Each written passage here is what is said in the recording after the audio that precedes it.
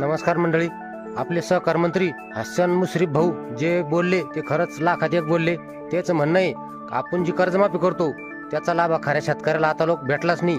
आणि त्याचा लाभ कोण घेऊन राहिलं? जे मोठे शेतकरी आहे किंवा ज्याचे काही साईड बिझनेस आहे, जे नोकरदार शेतकरी आहे त्यालाच याचा लाभ घेऊन राहिला, भेटू राहिला.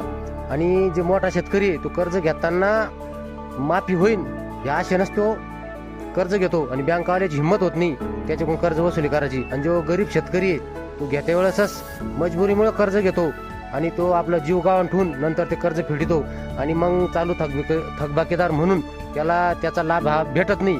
आणि जे मोठे नोकरदार शेतकरी आहे त्याला 3-3 वेळेस माफी झाली. म्हणजे खरे शेतकरी आहे 20-30 हजार रुपये कर्ज ते सुद्धा त्याचं माफ झालं नाही.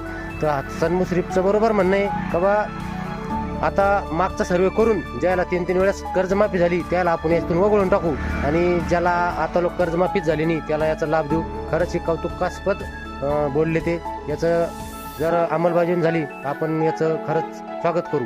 चॅनलवर नवीन असाल तर सबस्क्राईब करायला विसरू नका.